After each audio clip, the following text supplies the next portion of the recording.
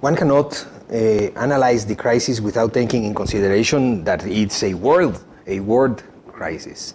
And of course, people in each country, including Iceland, took these decisions.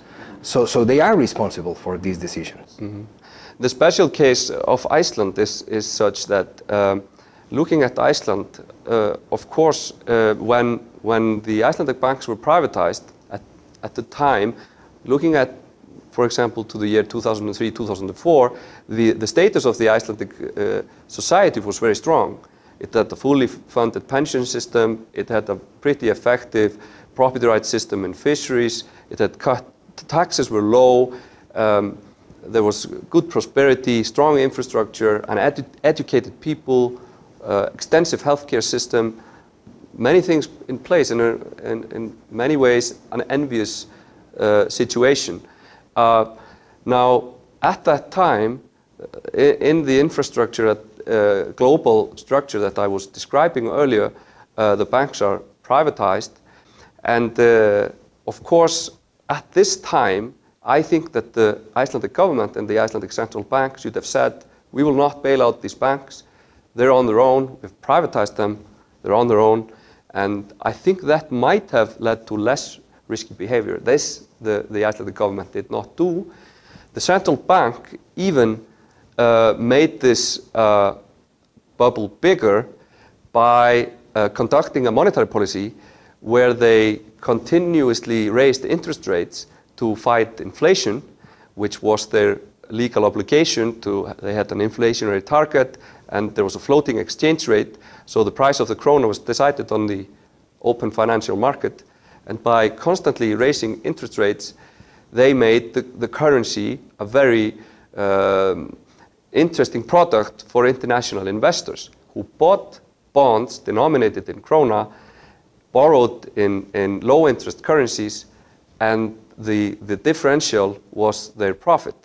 This led to the strengthening of the krona, which led to more imports into the country, because the people, the companies, the households, they saw that that things and cars and companies and everything that was denominated in foreign currency was much cheaper than before because of the strong position of the krona.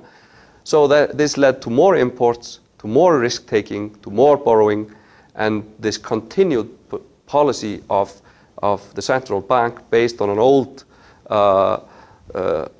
economic model that didn't take the carry trade into account. This led to a bigger bubble than should have been. And this takes me to the UK had a role in this collapse. What was the role of the UK? In 2006, Iceland had sort of a mini crisis, a warning from the financial world, because in 2000 the Icelandic banks were the size maybe 90–95% of the Icelandic GDP. In 2006 it was much larger. In 2008 it was almost 10 times the size of the Icelandic GDP. Now, Icelanders got warned in 2006. Financial institutions said, well, you're getting too leveraged. This may be too risky to lend you more money. So the Icelandic banks operated a new strategy. They opened up branches in UK, for example.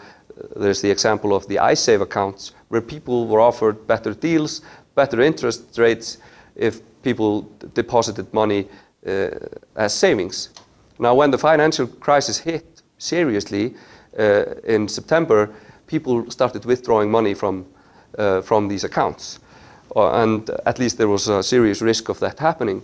So the UK government asked the Icelandic government, are you going to bail out those accounts? Because they had been structured legally in such a way that they were the responsibility of the Icelandic government.